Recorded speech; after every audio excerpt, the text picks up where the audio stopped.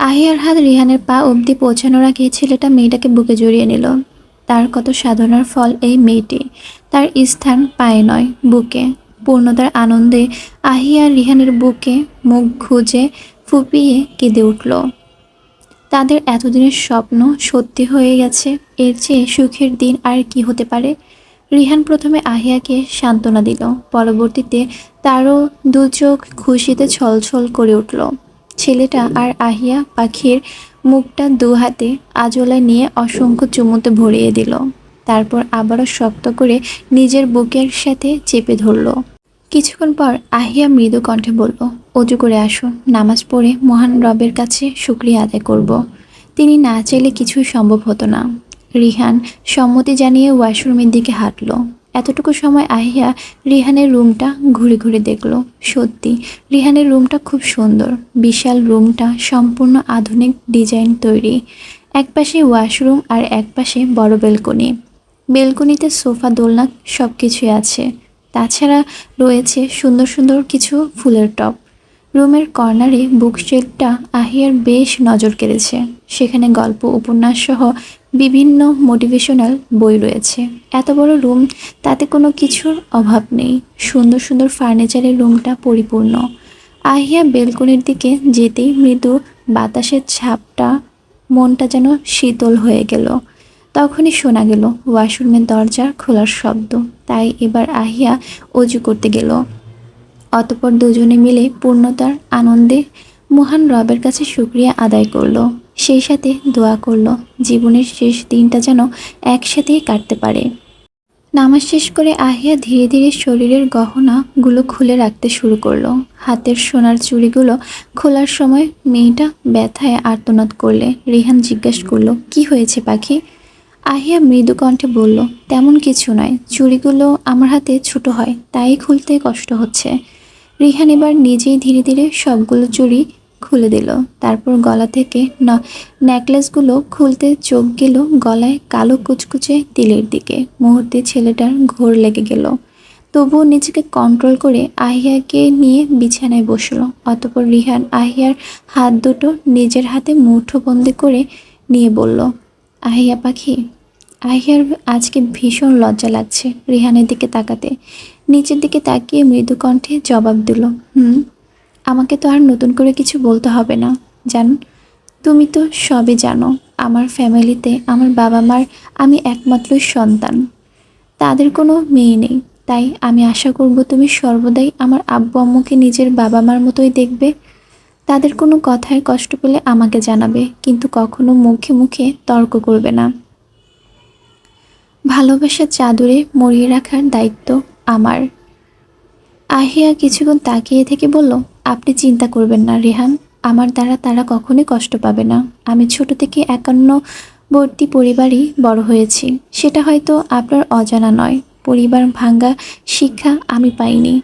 রিহান আহিয়ানের হাতে আরেকটা চুমু খেয়ে বলল, আমার কথায় কষ্ট পেও না পাখি। বাবা মার সন্তান হিসেবে তোমাকে সব কিছু বুঝিয়ে দেওয়ার দায়িত্ব আমার। আমি মোটেও কষ্ট পাইনি। নতুন জায়গায়, নতুন পরিবেশে অনেক সময় অনেক কিছু বুঝতে পারবো না। আপনি আগে থেকে বুঝিয়ে দিলেন, আমার থেকেই ভালো হবে। রিহান মুচকি হেসে বেডসাইড ড্রয়ার থেকে একটা বক্স বের করলো। তারপর আহিয়ার পা ধরে টান দিয়ে একদম নিজের কাছে নিয়ে আসলো। হঠাৎ এমন কাজে মেয়েটা বেশ ভয় পেয়েছে। ওকে ভয় দেখাতে পেরে রিহান বেশ খুশি হয়েছে। তারপর একটা পর একটা পাট রিহানের হাঁটুর উপর তুলে স্বর্ণের নূপুরগুলো পরিয়ে দিল। আহিয়া আশ্চর্য হয়ে কিছু বলতে চাইল। রিহান ওকে টেনে কোলের উপর বসালো। আহিয়া আমতা আমতা করে বলল, রিহান। রিহান আহিয়ার গলার ভাঁজে তিলটাতে মুখ বুজে বলল, কি পাখি, সুস্থ আছো তো? আহিয়ার কেমন যেন লাগছে, মিনমিনিয়ে বলল, মানে? আহিয়ান মেয়েটার গলার ভাঁজে থেকে মুখ না তুলে মাদকতা কণ্ঠে ঢেলে বলল, কোনো মেয়েলি সমস্যা নেই তো? আহিয়া আমতা আমতা করে বলল, না মানে নেই। ব্যাস, আহিয়াকে একটা কথাই যথেষ্ট ছিল রিহানের উন্মাদ করে তোলার। ছেলেটা তার ২৬ বছর বয়সের সকল ভালোবাসা দিয়ে ভরিয়ে দিতে লাগলো তার আহিয়া পাখিকে। ধীরে ধীরে আহিয়া সায় দিল তার ভালোবাসার মানুষের পাগলামিতে।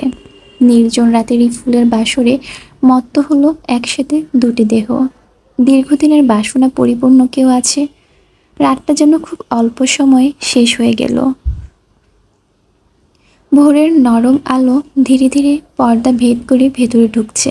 জানালায় বাহিরের হালকা শীতল বাতাস এবং দূর থেকে ভেসে আসা পাখির কিচিরমিচির সব মিলিয়ে চারিপাশে এক অদ্ভুত শান্তি।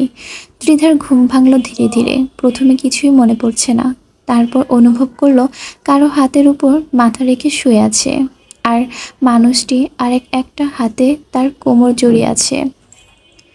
সামনের চাওয়াতেই দেখল আহিয়ান ভাই গভীর ঘুমের মুখে প্রশান্তির হাসি। সেই হাসিটা খুব কম দেখছে, মনে হচ্ছে বহুদিনের অস্থিরতা পেরিয়েছে।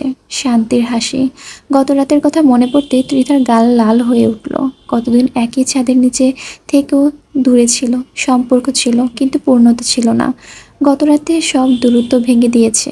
বিছানার পাশে এলোমেলো হয়ে পড়ে থাকা শার্ট শাড়ি, দুজনেই ক্লান্ত কিন্তু নীরবতার তৃপ্তি সব কিছু বলে দিচ্ছে নতুন করে শুরু হয়েছে তাদের সম্পর্ক।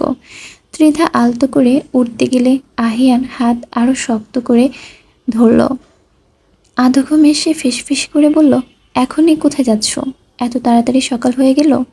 আহিয়ানের কণ্ঠে অভিযোগ ছিল, শিশু সুলভ অভিযোগ। ত্রিধা মুচকি হাসলো, কিছুই বলল না, তাকিয়ে রইল তার দিকে। আহিয়ান এবার চোখ খুলে ত্রিধার দিকে তাকালো।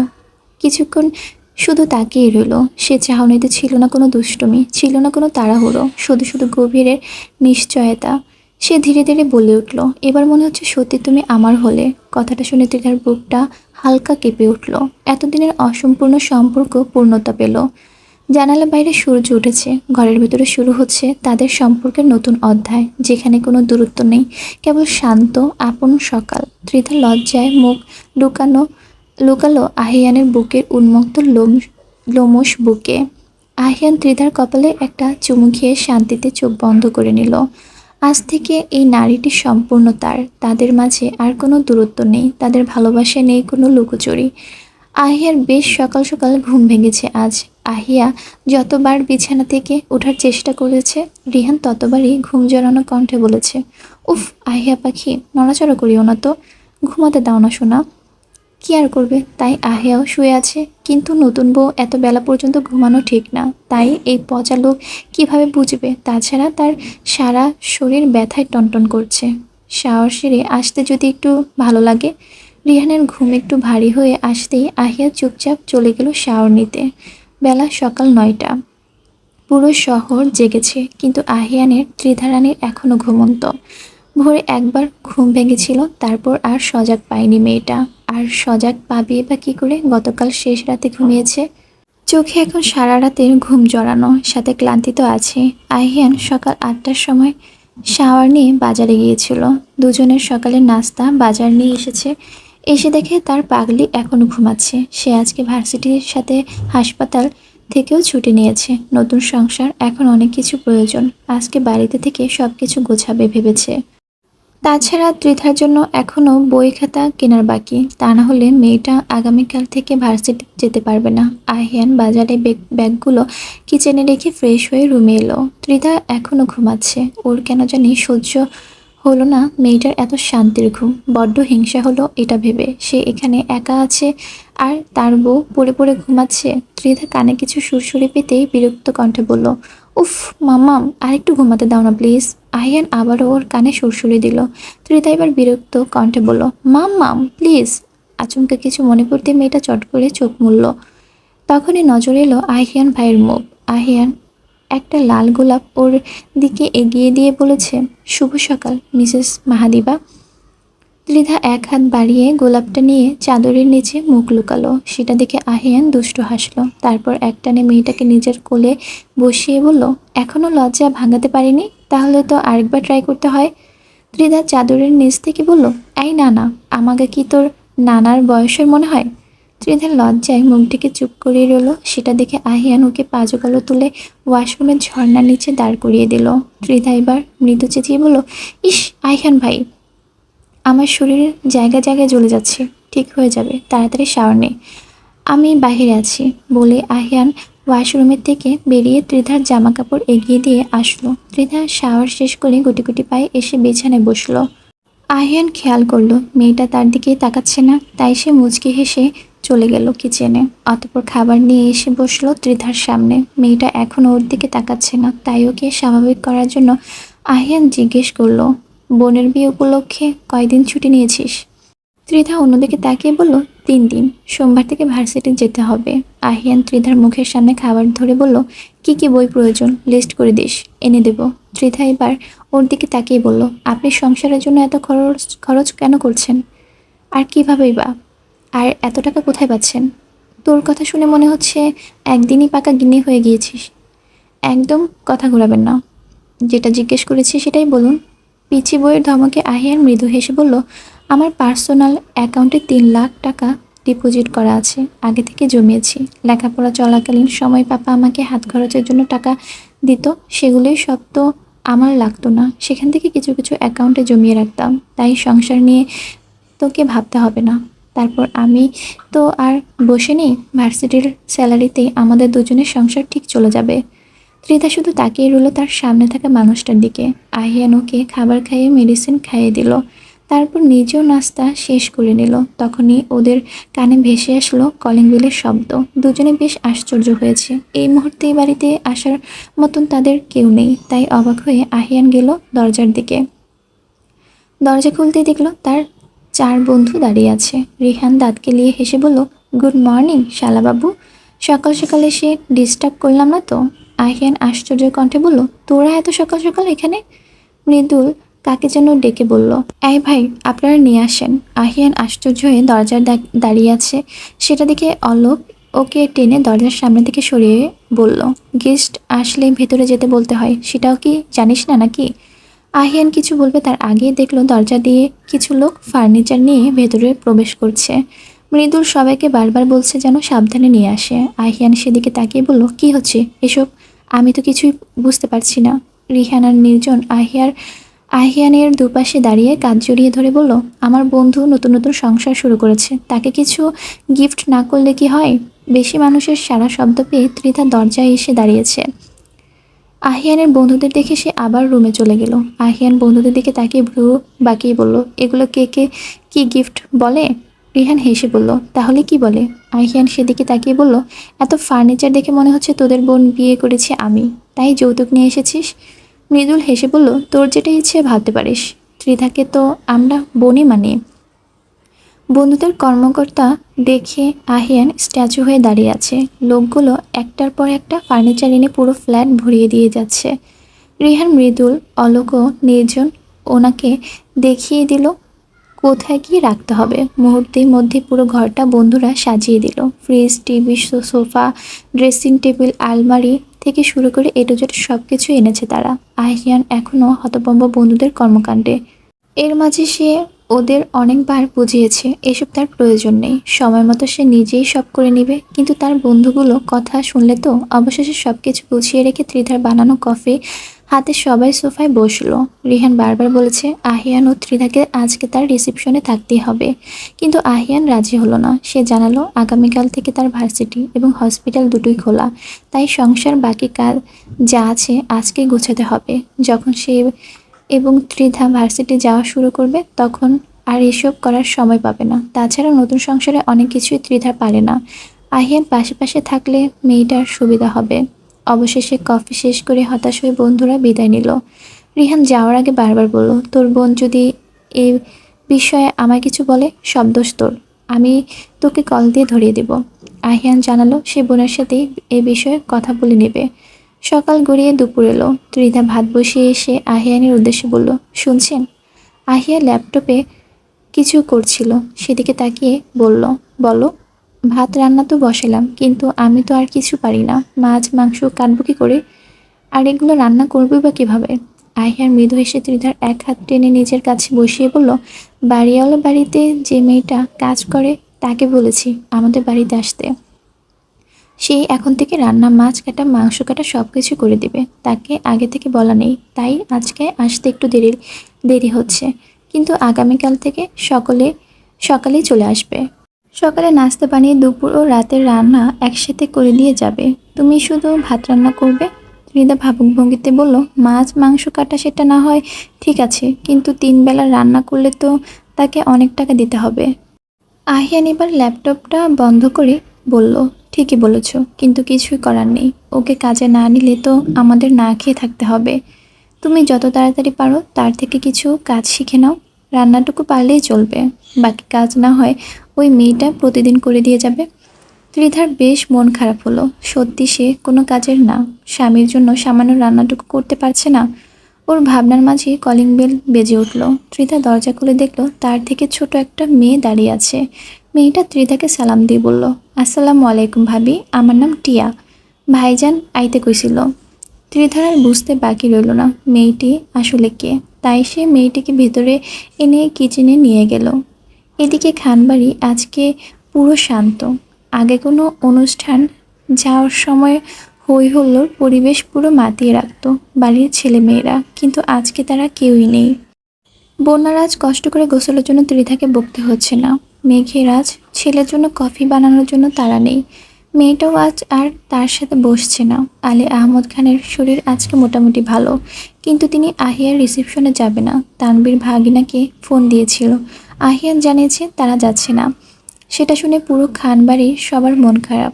বাড়ির ছেলে মেয়েদের রেখে তারা কি করে যাবে?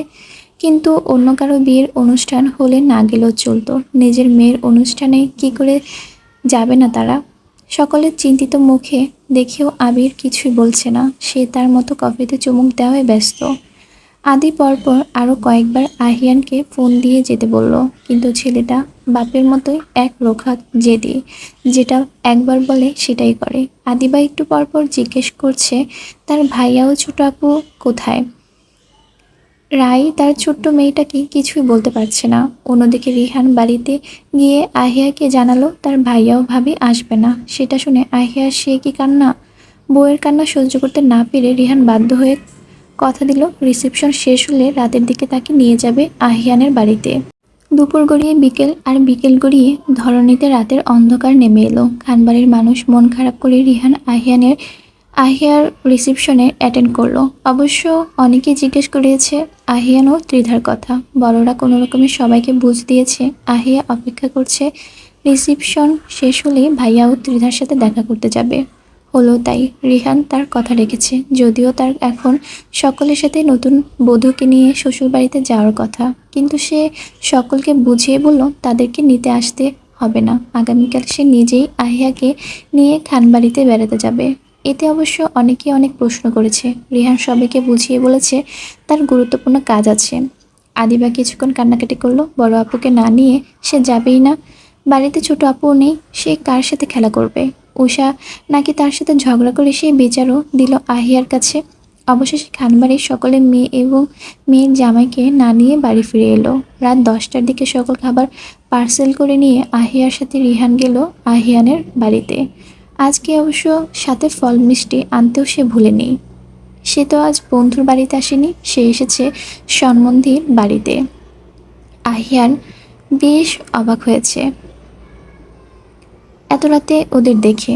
যদিও ঢাকা শহরে রাত 10টা তেমন গভীর রাত নয়, তবুও আহিয়ান ত্রিধার কাছে ওদের আশাটা অপ্রত্যাশিত ছিল। ত্রিধা তো বোনকে দেখে খুশিতে আত্মহারা। দুই বোন সেই কখন থেকে কী নিয়ে এত গল্প করছে কে জানে।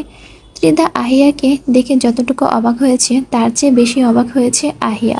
ত্রিধাকে বাড়িতে এসে এমন শাড়ি পরা অবস্থায় দেখবে সে ভাবতেও পারেনি। আহিয়া কিছুক্ষণ কথা বলার পর ভাবুক কণ্ঠে বলল, তোকে একদম নতুন কি বউয়ের মতোই লাগছে ত্রিধা, কিন্তু তবুও মনে হচ্ছে কিছু একটা কমতি আছে।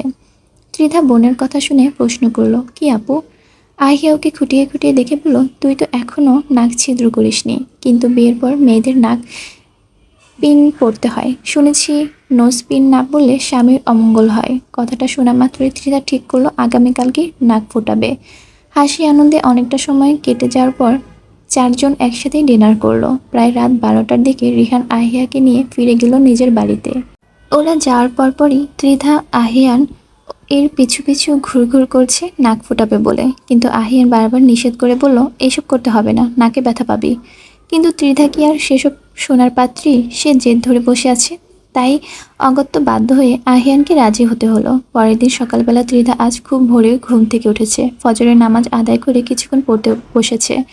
গতকাল বিকেলে আহিয়ান ভাই তার প্রয়োজনীয় সকল বই খাতা এনে দিয়েছে। সেগুলো নিয়ে এখন তার ঘাটাঘাটি। সকাল 6টা বাজতেই কলিং বেল শোনা গেল।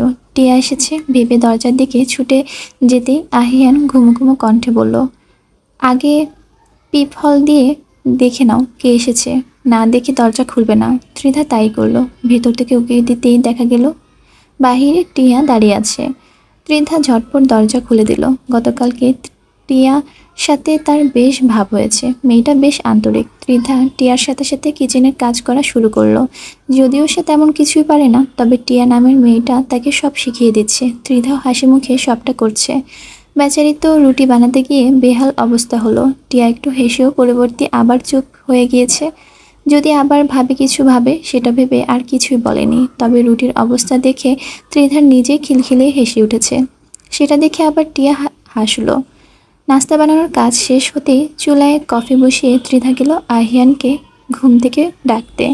আর এদিকে টিয়া দুপুরের রান্নার ব্যবস্থা করছে। ঝটপট হাতের কাজ শেষ করে আবার বাড়িওয়ালার কাজে যেতে হবে। এত ব্যস্ততার মাঝে আহিয়ান ধরল নতুন বায়না। ত্রিধা ঘুম থেকে ডাকলে যাওয়ার সে বলেছে, গুনে গুনে 10টা চুমু দিবি, তাহলেই ঘুম থেকে উঠবো, নয়তো আরও 30 মিনিট ঘুমিয়ে নাস্তা না করে বেরিয়ে যাব। ত্রিধা বলল মহাবিপদে। সে অনেকবার নিষেধ করলো, কিন্তু ঘাড়তারা লোকটা তার কথা শুনলে তো। এমনিতেই অনেক বেলা হয়েছে, যদিও খানবাড়ির মতো এখানে থেকে অনেক আগেই বের হতে হবে। তবু উঠে ফ্রেশ হয়ে রিল্যাক্সে নাস্তা করে যাওয়ার একটা বিষয় আছে তো। তাই খানিকটা বিরক্ত হয়ে টপাটপ ভাইয়ের গালে দুটো চুমু খেয়ে দৌড় দিল কিচেনে। আহিয়ান মুচকি হেসে গাল ঘষতে ঘষতে তোয়ালে গলায় ঝুলিয়ে হাঁটলো ওয়াশরুমের দিকে। এদিকে আহিয়ার ঘুম ভেঙেছে খুব সকালে, কিন্তু রিহান তাকে উঠতে দিলে তো। তার একটাই কথা, এত তাড়াতাড়ি ঘুম থেকে উঠে কি করবে পাখি? কয়েকদিন পর থেকে যখন আমি অফিসে যাব, তখন তো এমনিতেই সকালে উঠতে হবে। তাই এখন ডিস্টার্ব করো না। ভাবনার মাঝে আহিয়ার নাকে বকুল ফুলের ঘ্রাণ ভেসে আসলো। বকুল ফুলের মিষ্টি সুগন্ধ মুহূর্তে যেন মন ভালো করে দেয়। আহিয়া রিহানকে অনেক বুঝিয়ে ফ্রেশ হয়ে গেল নিচতলায়। ওকে দেখে রিহা কিচেন থেকেই বলল, নতুন জায়গায় ঘুম কেমন হয়েছে আম্মা? আহিয়া শাশুড়ির প্রশ্নে আমতা আমতা করে বলল, ভালো হয়েছে আম্মু। আমি কি উঠতে দেরি করে ফেলেছি? রিয়া টেবিলে নাস্তা সাজাতে সাজাতে বলল, না মা, বিয়ের পর বছরখানেক পর্যন্ত চোখে একটু ঘুম বেশি থাকে, এটা কোনো ব্যাপার না। আহিয়া শাশুড়ির কথায় খানিকটা লজ্জা পেয়েছে। তখনই সোফায় বসে থাকা রিহানের দাদু আহিয়াকে ডেকে বলে, তোর দাদা আর আমার লাইগা 2 কাপ চা লইয়া আয় তো নাতবউ। আহিয়া শুনে হাঁটলো কিচেনে। রিয়া পিছু ডেকে, আব্বা আম্মার জন্য চা বানানোর আছে, তুমি শুধু একটু গরম করে কাপে ঢেলে নিয়ে আসো। আহিয়াও শাশুড়ির কথা মতো তাই করলো। কিছুক্ষণের মধ্যে একে একে ডাইনিং টেবিলে হাজির হলো রাকিব, রিহান, আসিফ, জান্নাত, জুই, মেহেদি ও দাদা দাদি। আহিয়া শাশুড়ি মায়ের সাথে সাথে সবকিছুই ডাইনিং টেবিলে এগিয়ে দিল। রাকিব নিজের স্ত্রী ও বৌমার উদ্দেশ্যে বলল, সবকিছুই তো এনে দেওয়া হয়ে গেছে, তোমরাও নাস্তা করতে বসে পড়ো। আমাদের যার যা প্রয়োজন সামনেই তো আছে, নিয়ে নিব। এবার রিয়াও আহিয়াকে নিয়ে নাস্তা করতে বসলো। আজকে আবার আসিফরা চলে যাবে। মেহেদির আগামীকাল সন্ধ্যার ফ্লাইট। সে প্রায় 1.5 বছরের জন্য একটা মিশন দেশের বাইরে যাচ্ছে। তাছাড়া আজ রিহান ও আহিয়া যাবে খানবাড়িতে। আগামী পরশুদিন তারা হানিমুনে যাচ্ছে মালদ্বীপে, তাই খানবাড়ি থেকে তাড়াতাড়ি ফিরে আসবে। অন্যদিকে টিয়া সকল রান্না শেষ করে এখানে সকালের নাস্তা করে চলে গেল। ত্রিধা কথায় কথায় তাকে বলেছে সে নাক ফোটাতে চায়, তাই আজ পার্লারে যাবে। সেটা শুনে টিয়া জানিয়েছে তার মা নাক ফোটাতে পারে। ত্রিধা চাইলে আগামীকাল সকালে তার মাকে নিজের সাথে নিয়ে আসবে নাক ফুটিয়ে দেওয়ার জন্য। ত্রিধা এতে বেশ খুশি হলো। টিয়া যেতেই আহিয়ান ও ত্রিধার নাস্তা শেষ করলো। আহিয়ান এখনই বের হয়ে যাবে। আগামীকাল থেকে ত্রিধার বের হবে একই সময়। তবে আজ সে বাড়িতে একা, তাই খানিকটা মন খারাপ হলো। আহিয়ান কথা দিয়েছে দুপুরে লাঞ্চের সময় বাড়িতে আসবে। অবশেষে যাওয়ার সময় ত্রিধার কপালে গভীর এক চুমু খেয়ে বিদায় নিল। বেলা 12টার দিকে রিহান ও আহিয়া গেল খানবাড়িতে। রাকিব ফল, দই, মিষ্টির সাথে সাথে এক বাড়ি গাড়ি বাজার পাঠিয়েছে নতুন বিয়ের বাড়িতে। এটা নাকি তাদের বাড়ির নিয়ম। ছেলে যখন বিয়ের পর প্রথমবার শ্বশুর বাড়িতে যাবে তখন সব রকমের বাজার করে নিয়ে যাবে। রিয়া বড় মাছের ফুলকার নিচের টাকা গুজে নিতেও ভোলেনি। নতুন জামাই ও মেয়ে খানবাড়িতে প্রবেশ করার পরপরই বাড়িতে যেন উৎসব লেগে গেল। 2 দিনের নীরবতা কাটিয়ে অবশেষে সবাই একটু হেসে উঠল। আদিবা তো বোনের কোল থেকে নামছেই না। উষা দৌড়ে এসে ঝাপটে ধরল রিহান ভাইয়াকে। আহিয়া বাড়িতে এসে মাম্মাম পাপাকে জড়িয়ে ধরে সে কি কান্না! ওর কান্নার পুরো খানবাড়ি আবারও কেঁদে উঠল। তানবীর বন্যার বারবার মনে হচ্ছে আজকে যদি তাদের মেয়েটাও স্বাভাবিকভাবে বিয়ে হতো, এভাবেই তাদের কাছেই থাকতো। কিন্তু কি থেকে কি হয়ে গেল ভেবেই দীর্ঘশ্বাস ফেলল। আহিয়া এগিয়ে এসে বন্যাকে জড়িয়ে ধরে বলল, মামুনি, তুমি ত্রিধার জন্য একটুও চিন্তা করো না, ওরা ভালো আছে। আমি গতকাল রাতে গিয়েছিলাম ওদের বাড়িতে। নিচে এত সারা শব্দ পেয়ে ইথান এমিলি ড্রয়িং রুমে এসেছে। এমিলি আহিয়াকে দেখে জড়িয়ে ধরল। তোমাকে খুব মিস করেছি প্রিয়তমা। ইথান রিহানের সাথে এসে হ্যান্ডশেক করলো এবং জানালো তারা সপরিবার আগামীকালকে চলে যাচ্ছে। তাই যাওয়ার আগে একবার আহিয়ানের সাথে দেখা করতে যেতে চায়। রিহান নিজেও হাসি মুখে জানালো বিকেলে নিয়ে যাবে দেখা করতে। সেটা শুনে বাড়ির অনেকেই বলল তারাও যাবে আহিয়ান ত্রিধার সাথে দেখা করতে। নিজের ঘরের দরজা বন্ধ করে বসে আছে শোভা। গতকাল রাত থেকে মেয়েটা কিছুই খায়নি। তার মা একটু পর পর ডেকে যায় খাওয়ার জন্য, কিন্তু তার খাওয়ার প্রতি রুচি নেই। গতকাল সন্ধ্যায় বড় আপু এসে বলল ছেলেপক্ষ থেকে নাকি জানিয়েছে আগামী শুক্রবারই তারা আকদ করে রাখতে চায়। শোভা কতবার সবাইকে বোঝালো সে এখন বিয়ে করতে চায় না, কিন্তু তার কথা কেউই শুনল না। আজকে শোভার বাবার কথা বড্ড মনে পড়ছে। তিনি বেঁচে থাকলে কি তার এভাবে কেউ জোর করে পর করে দিতে পারতো? ভুলেও পারতো না। তার বাবা তার আমতে কখনোই বিয়ের আয়োজন করতো না। হয়তো আজকে বাবা নেই বলে ভাই বোনগুলো বিয়ের সমস্ত কার্যক্রম শেষ করে দায়িত্ব শেষ করতে চাইছে। সবাই কেন তার সাথে এমন করে? অল্প বয়সে বাবা দুনিয়া ছেড়ে চলে গেল। একজনকে মনে প্রাণে চাইলো, সেও ছিল এক প্রতারক। প্রতারণা করে তার মনটাকে বিষিয়ে দিয়ে চলে গেল। এখন আবার পরিবারের চাপ, সব মিলে মেয়েটা এখন প্রতি নিঃশ্বাসে মৃত্যুর কামনা করে।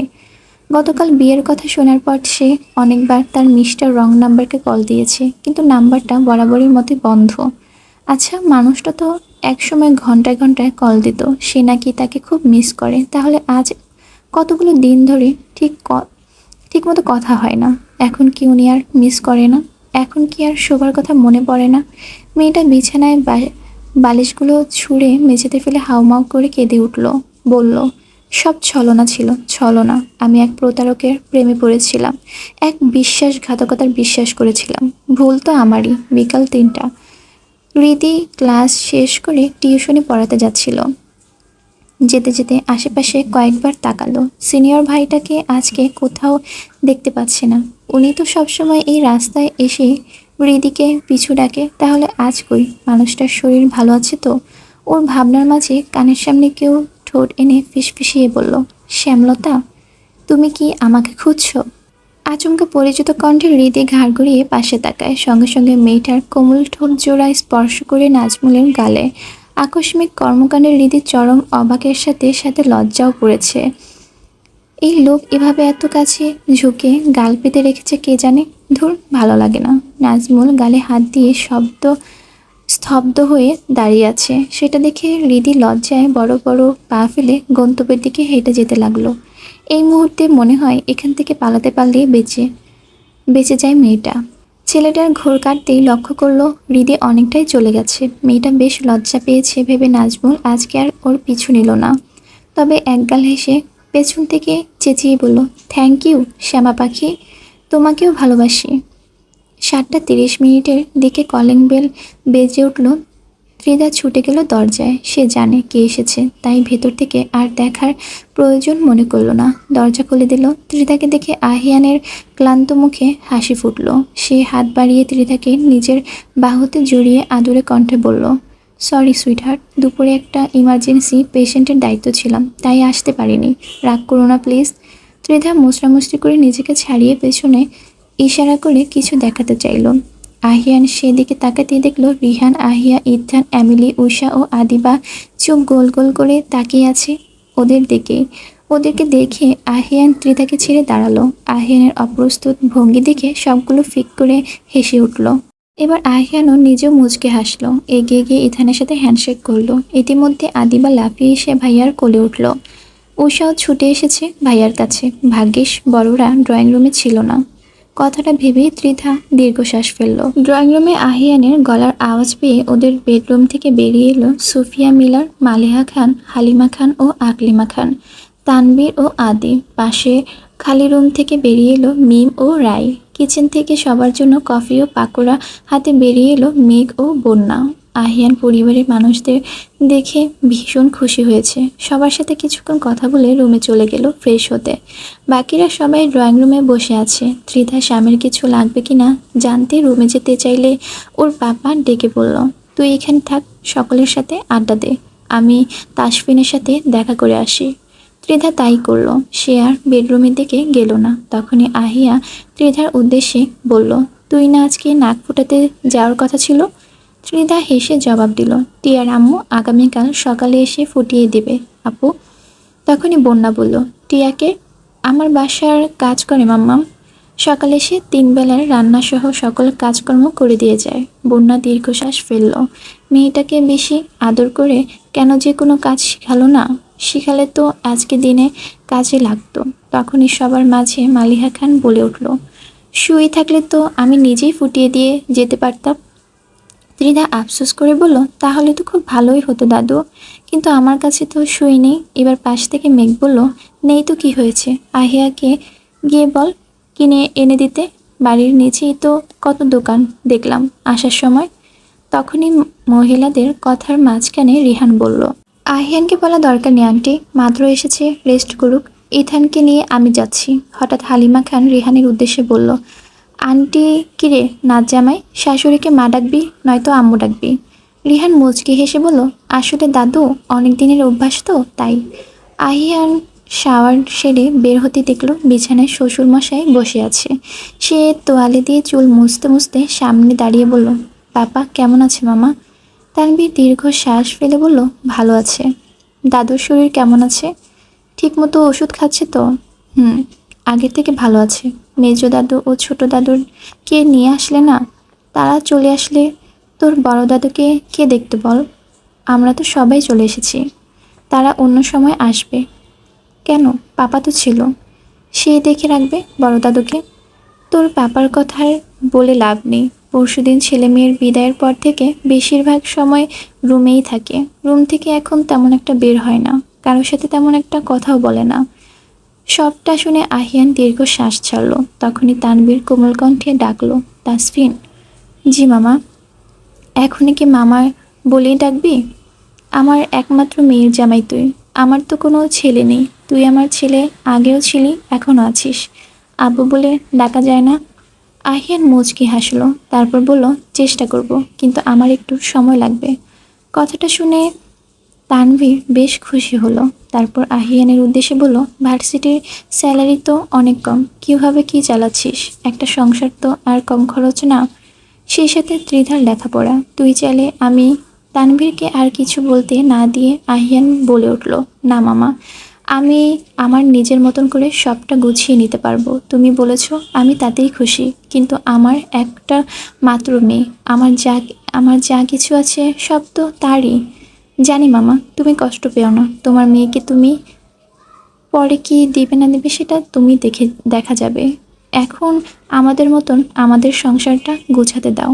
ওর হাজব্যান্ডের যা ইনকাম আছে সেটা দিয়ে ওকে চলতে হবে।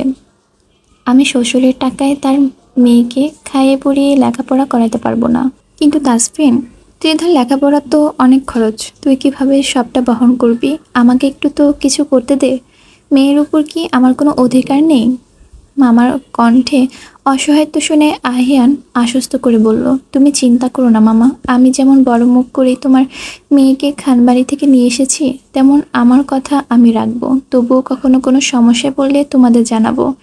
তখনই তানভীর কিছু মনে পড়ার ভঙ্গিতে বলল, ভাইয়ার কাছ থেকে শুনেছিলাম তুই নাকি লন্ডনে থাকতেই কোনো রিসার্চ টিমের সাথে যুক্ত ছিলি, সেটার কি হলো? আহিয়ান দীর্ঘশ্বাস ফেলে বলল, একটা জরুরি প্রয়োজনীয় রিসার্চ ছেড়ে তাড়াতাড়ি দেশে ফিরতে হয়েছে, তাই বাকিটা আর কমপ্লিট করা হয়নি। অতঃপর আহিয়ান মনে মনে বলল, তখনই শোনা গেল ড্রয়িং রুম থেকে ত্রিধার কান্না। আজকে তানবীর আগে, আহিয়ান দৌড়ে গেল সেদিকে, পিছু পিছু গেল তানবীর। আহিয়ান গিয়ে দেখলো মালিয়া খান ত্রিধার নাক ফুটানোর চেষ্টা করছে, আর মেয়েটা ধারালো সুচ দেখে ভয়ে কেঁদে ভাসাচ্ছে। আহিয়ান সঙ্গে সঙ্গে ত্রিধার উদ্দেশ্যে বলল, আমি আগেই বলেছিলাম ব্যথা পাবি, নাক ফোটানোর প্রয়োজন নেই, কথা না শুনলে এমনই হবে। ত্রিধা কেঁদেই যাচ্ছে, সেটা দেখে মালিহা খান বলল, আরে বোকা মেয়ে, ব্যথা পাবি না, আহিয়ান তোকে ভয় দেখানোর জন্য বলছে, তুই শুধু চোখটা বন্ধ কর, দেখবি একটা পিঁপড়ে কামড় দিয়েছে, এতটুকু ব্যথা পেয়েছিস। তবুও ত্রিধা ভয়ে সোফার থেকে গুটিয়ে বসে আছে। ওর অবস্থা দেখে ভাই বোনগুলো মুখ টিপে হাসছে। দীর্ঘ শ্বাস ফেলে আহিয়ান গিয়ে ত্রিধার পাশে বসলো। নিজের সবচেয়ে নিরাপদ স্থানটা পেতেই ত্রিধা আহিয়ানের বাহু জড়িয়ে ধরে মুখটা লুকিয়ে রেখেছে। আহিয়ান ধীরে ধীরে ত্রিধার মাথায় হাত বুলিয়ে দিয়ে কোমল কণ্ঠে বলল, একটু ব্যথা পাবি না, আমি তো দুষ্টুমি করেছিলাম, তুই শুধু আমাকে ধরে চোখ বন্ধ করে রাখ। অতঃপর আহিয়ান দাদুকে ইশারা করে এগিয়ে আসতে বলল। মাথায় আহিয়ান ভাইয়ের হাত পেয়ে মেয়েটা একটু শান্ত হলো, তবে এখনো ভয়ে চোখ বন্ধ করে আছে। হঠাৎ একটু জোরে ব্যথা পাওয়ায় আহিয়ানের বাহু আরো শক্ত করে চেপে ধরে কেঁদে উঠল। ওর অবস্থা দেখে সকলেই হাসছে। আহিয়ান হেসে ওর দিকে তাকিয়ে বলল, চোখ খুল, হয়ে গেছে। মেয়েটা ধীরে ধীরে চোখ খুলল, কেঁদে কেটে ফর্সা চেহারাটা লাল বানিয়ে ফেলেছে। সত্যি সত্যি নাক ফুটানো শেষ বুঝতে পেরে কান্নার মাঝে নিজেই এবার ফিক করে হেসে দিল। ওর হাসি দেখে সকলেই হাসলো। তানভীর চুপচাপ দাঁড়িয়ে দেখলো এই দৃশ্য। আজ সে সত্যি নিশ্চিন্ত, তার মেয়েকে সামলানোর জন্য একটা সঠিক হাত সে পেয়ে গেছে। ত্রিধার জন্য আহিয়ানের থেকে বেস্ট আর কেউ না। তার আদরে একমাত্র মেয়েটা আহিয়ানের কাছে খুব ভালো থাকবে। রাত 9টার দিকে আহিয়ান ত্রিধাকে নিয়ে সবাই একসাথে ডিনার করলো। যেহেতু তারা না বলে হঠাৎ করে এসেছে এবং ত্রিধা রান্না জানে না, তাই মেঘবন্যার রায় বাড়ি থেকে সকল কিছু রান্না করে নিয়ে এসেছে। খাওয়া দাওয়া শেষ করে আরও কিছুক্ষণ আড্ডা দিয়ে 10টার দিকে সবাই বিদায় নিয়ে চলে গেল। তারা যেতে ত্রিধা সকল কিছু গোছগাছ করে বিছানায় এলো। আহিয়ান ল্যাপটপে কিছু কাজ করছিল। ত্রিধা এসে ঠাস করে ল্যাপটপের শাটারটা অফ করে দিল। আহিয়ান আশ্চর্য কণ্ঠে বলল, কি হয়েছে? মেয়েটা কিছুই বলল না, শুধু চুপচাপ অন্যদিকে ফিরে শুয়ে রইল। আহিয়ান বুঝল বউয়ের রাগ এখনো কমেনি। মাঝখানে সময়টুকু সকলের সামনে অভিনয় ছিল, তাই সে নিজেও এবার ল্যাপটপ রেখে পাশে শুয়ে পড়ল। কয়েকবার ত্রিধাকে ডাকলো আর তার দিকে ফিরতে, কিন্তু মেয়েটা কথাই শুনলো তো। আহিয়ান এবার জোর করে ত্রিধাকে সোজা করে শোয়ালো। অতঃপর ওর মুখের উপর ঝুঁকে আদরে কণ্ঠে বলল, কি হয়েছে সোনা পাখি, এখনো রেগে আছো কেন? ত্রিধা কিছুই বলছে না, চুপচাপ মুখ ঘুরিয়ে অন্যদিকে তাকিয়ে আছে। আহিয়ান লক্ষ্য করলো মেয়েটার চোখ বেয়ে পানি পড়ছে। মুহূর্তে বুকের ভেতরটা মোচড় দিয়ে উঠল। সে সঙ্গে সঙ্গে ত্রিধাকে শক্ত করে বুকে জড়িয়ে ধরলো, বলল, কি হয়েছে জান বাচ্চা, আমার কোনো কথা কি তুমি কষ্ট পেয়েছো? আমাকে বলো, না বললে আমি বুঝবো কি করে, কি হয়েছে বলো। মেয়েটা এবার আহিয়ানের বুকে মুখ গুজে ফুপিয়ে কেঁদে উঠল। অতঃপর ভাঙা ভাঙা কণ্ঠে বলল, আপনি দুপুরে যে আসবেন না, আমাকে একবার ফোন দিয়ে বলেননি কেন? আমি আপনার অপেক্ষায় থেকে দুপুরে লাঞ্চ করিনি। কথাটা কানে আসতে আহিয়ানের বেশ রাগ হলো, তবুও আজকে রাগ প্রকাশ করলো না। সে আদরে কণ্ঠে বলল, বললাম তো পাখি, ইমার্জেন্সি পেশেন্ট ছিল, তাই বিজি ছিলাম। তাই বলে একটা টেক্সট করারও কি সময় পাননি? না শোনা, সময় পেলে কি আমি তোমাকে কল দিতাম না? তুমি তো জানো তোমাকে আমি নিঃশ্বাসে নিঃশ্বাসে মিস করি। ত্রিধা এবার নিজের থেকে আহিয়ানকে সরিয়ে দিয়ে বলল, ইস যত ঢং, কিন্তু তুমি তো আমাকে একটা কল দিতে পারতে। আমার ঠেকা পড়ছে, কেউ কথা দিয়ে কথা রাখবে না আর আমি তাকে কল দেব? আহিয়ান মুচকি হেসে ত্রিধার পুরো মুখে টুকরো টুকরো চুমু দিয়ে ভরিয়ে দিয়ে বলল, পড়ি। ত্রিধা অভিমানী কণ্ঠে জবাব দিল, কি? আহিয়ান এবার ত্রিধার গলার মসৃণ ত্বকে নাক ঘষে বলল, এবার একটু কাছে এসো, আদর করি। ত্রিধা ছটফটে করে বলল, এই না না, কাল সকালে আমাকে ভার্সিটিতে যেতে হবে। ভার্সিটিতে তো প্রতিদিনই যাবে, তাই বলে কি তুমি আমার থেকে দূরে দূরে থাকবে? হাজবেন্ডের থেকে দূরে থাকলে আল্লাহ পাপ দেয়, জানো না? ত্রিধা এবার কিছুক্ষণ চুপ করে রইল, অতঃপর মিনমিনিয়ে বলল, আপনার এত ডার্ক রোমান্স আমার শরীর ব্যথা করে দেয়। আহিয়ান ত্রিধার ঠোঁটে নিজের বৃদ্ধাঙ্গুল দিয়ে স্লাইড করতে করতে বলল, উফ বেবি, ওটা ফার্স্ট টাইম ছিল, তাই তোমার একটু কষ্ট হয়েছে, ধীরে ধীরে সয়ে যাবে। রিহান ও আহিয়া খানবাড়িতে ফিরে ড্রয়িং রুমে কিছুক্ষণ সকলের সাথে আড্ডা দিয়েছে। অতঃপর এসেছে নিজেদের রুমে। আহিয়ার মনে হচ্ছে কত বছর পর নিজের রুমে ঘুমাতে এসেছে। পুরো রুমটা সে মন ভরে একবার দেখল। আজকে ভীষণ মায়া হচ্ছে এই রুমটার জন্য। হঠাৎ করে তৃতীয় তলায় পুরোটাই কেমন খালি হয়ে গেল। ভাইয়ার রুমে ভাইয়া নেই, ত্রিধার রুমে ত্রিধা নেই, নিজের রুমে আছে আছে, কাল থেকে সেও থাকবে না। কথাগুলো ভেবে মেয়েটার দীর্ঘশ্বাস ফেলল। তখনই পেছন থেকে রিহান এসে ঝাপটে ধরে বলল, এত কি ভাবছো পাখি? আহিয়া হাসার চেষ্টা করে বলল, তেমন কিছু না, চলুন ঘুমাতে যাই। আবির নিজের রুমে ল্যাপটপে বসে কাজ করছিল। তখনই লক্ষ্য করলো মেঘ চুপচাপ এসে অন্যদিকে ঘুরে বিছানায় শুয়ে পড়ল। গত দুদিন ধরে তার স্প্যারো তার সাথে একটা কথাও বলে না। সবাই শুধু তার উপরটাই দেখে, ভেতরটাও কেন বুঝতে চায় না। ছেলের জন্য কি তার কষ্ট হচ্ছে না? সেও তার ছেলেকে ভীষণ ভালোবাসে, দুদিন ধরে খুব মিস করছে, কিন্তু তার ছেলে যেটা করেছে সেটা অন্যায়। এভাবে খানবাড়ির সম্মান নিয়ে টানাটানি করা তার উচিত হয়নি। পাড়া মহল্লা ছাড়াও আত্মীয় স্বজনের সামনে খানবাড়ির মানুষের উঁচু মাথাটা তার ছেলের জন্য নিচু হয়েছে, সেটা সে কিছুতেই মেনে নিতে পারছে না। তার ভাবনার মাঝে মেঘের ফুপিয়ে কান্না শব্দ শুনতে পেল। আবির সঙ্গে সঙ্গে হাতের ল্যাপটপটা অফ করে রেখে মেঘকে নিজের দিকে ঘোরালো। মেয়েটা রাগে তার দিকে তাকাতে যাচ্ছে না, তবুও আবির জোর করে নিজের কাছে এনে মুখে হাত বুলিয়ে দিয়ে আদরের কণ্ঠে জিজ্ঞেস করলো, কি হয়েছে আহিয়ার আম্মু? শরীর ঠিক আছে তোমার? মেয়ে কিছুই বলছে না, তাই আবির নিজে থেকে বলল, তুমি এখনো আমার সাথে অভিমান করে আছো? সবার মতো তুমিও যদি আমায় না বোঝো তাহলে আমি কোথায় যাব বলো তো? ছেলে কি শুধু তোমার একার? মেঘ ফুপিয়ে উঠে বলল, আমার ছেলেটা কিভাবে কি করবে? ওর যখন যা প্রয়োজন সারা জীবন আমরা দিয়ে এসেছি, এখন কি করে দুজন মানুষের খরচ সে বহন করবে? আপনি প্লিজ ওকে বাড়ি ফিরিয়ে নিয়ে আসুন। আবির মেঘের চোখের পানি মুছে দিয়ে বলল, এত কেঁদো না তো। তোমার ছেলেকে যত ছোট ভাবো সে তত ছোট না। সে যে গভীর জলের মাছ, একদিন ঠিকই বুঝতে পারবে। আমি যা করেছি ভেবেচিন্তে করেছি, তাই এই বিষয়ে আর কোনো কথা শুনতে চাই না। মেঘ সত্যি আর কিছুই বলল না, চুপচাপ বিছানায় শুয়ে পড়ল। আর আবির ওর মাথায় হাত বুলিয়ে দিল। ঘড়ির কাঁটা জানান দিচ্ছে রাত 1টা বাজে। আহিয়ানের বুকে মুখ গুজে আচমকা ঘুমটা ভেঙে গেল।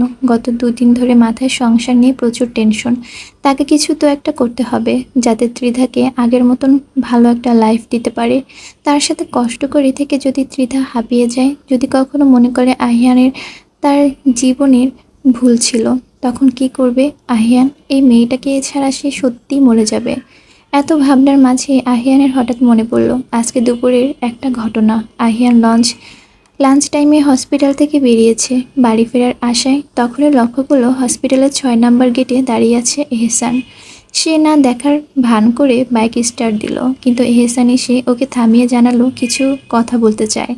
যদিও আহিয়ান কথা বলতে চায়নি, সেখান থেকে এহসানকে এড়িয়ে আসতে চেয়েছে, কিন্তু এহসানের জোরাজুরিতে অগত্যা তাকে একটা কফি শপে গিয়ে বসতে হলো। আহিয়ান ও এহসান একটা কফি শপে বসে আছে। এহসান 2 কাপ কফি অর্ডার দিয়েছে, কিন্তু আহিয়ান কফির কাপ ছুঁয়েও দেখেনি। মিনিট কয়েক মাথায় আহিয়ান গম্ভীর কণ্ঠে বলল, যা বলার তাড়াতাড়ি বলুন, বাসায় বউ না খেয়ে অপেক্ষা করছে, তাড়াতাড়ি যেতে হবে। আহিয়ান কথাটা এহসানকে জেলাস করানোর জন্যই বলেছে, কিন্তু আজকে এহসান জেলাস ফিল করলো না। সে মৃদু হেসে কিছুক্ষণ নীরবতা পালন করলো। অতঃপর আহিয়ানের দিকে তাকিয়ে শান্ত কণ্ঠে বলল, প্রথমেই বলতে চাই সরি। ত্রিধা আপনাকে এত ভালোবাসি বুঝতে পারিনি। সত্যি বলতে আমিও তাকে ভীষণ ভালোবাসি, তাই আপনার পাশে কখনই তাকে মানতে পারিনি।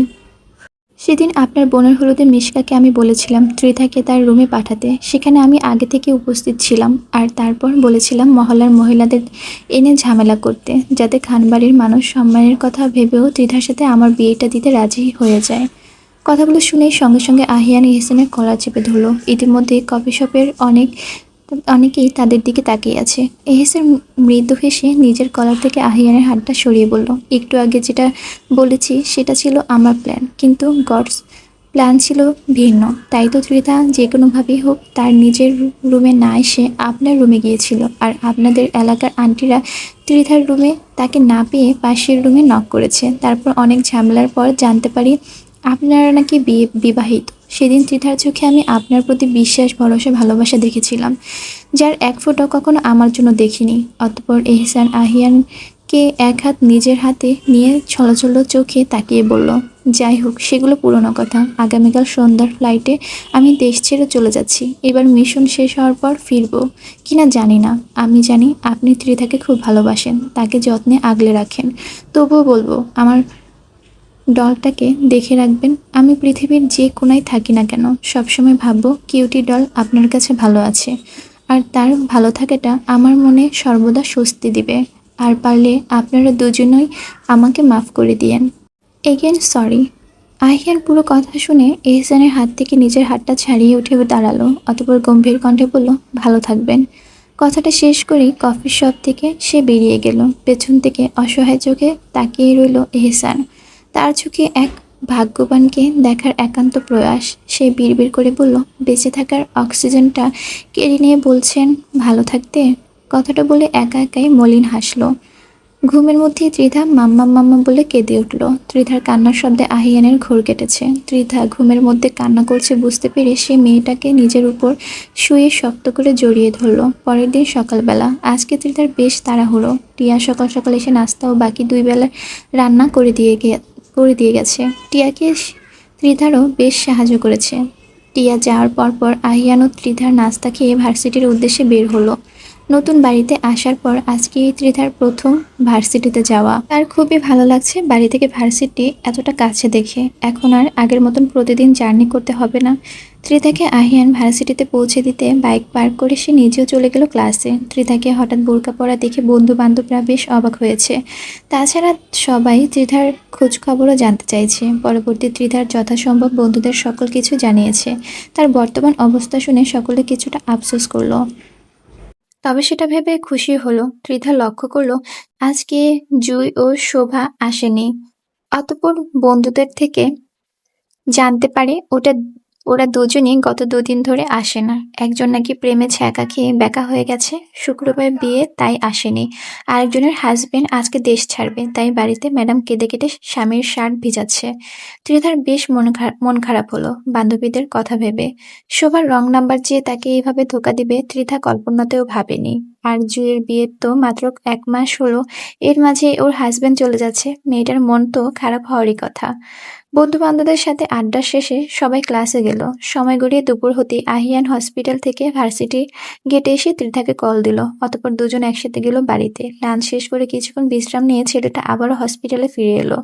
আসার আগে ত্রিধাকে বারবার সাবধান করলো যাতে ফ্ল্যাট থেকে না বের হয়, আর অপরিচিত কেউ আসলে যেন দরজা না খুলে। ত্রিধা তাই করলো। আহিয়ানকে বিদায় দিয়ে সে সংসারের টুকটাক কাজ করে কিছুটা ঘুমিয়েছিল।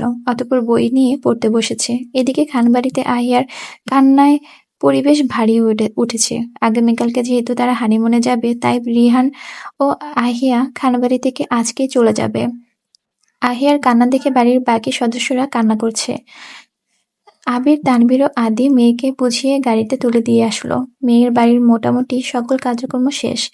আগামীকাল থেকে তারাও তাদের স্বাভাবিক জীবনে ফিরে যাবে। আগামীকাল সকালে সবাই সবার মতন অফিসে চলে গেল। খানবাড়ির এবার সত্যি সত্যি ফাঁকা হয়ে যাবে। অনেক তাড়াতাড়ি পড়তে যেয়ে দেখা যাচ্ছে অনেক জায়গায় ভুল হতে পারে, আর এই লেখাগুলো অনেক জায়গায় ভুল আছে, এই জন্য আমার বেশি ভুল হয়ে গেছে। তাই তোমরা আবার কিছু মনে করো না যে আপু তুমি এভাবে বলতেছো কেন, কতবার তো অনেক জায়গায় ভুল হয়। লেখাও অনেক জায়গায় ভুল আছে, আবার আমি দেখা যায় যে অনেক তাড়াহুড়ো করে বলতে যাই, তো অনেক সময় আমার নিজেরও ভুল হয়ে যায়। এটা প্লিজ তোমরা মানায় নিও, ঠিক আছে?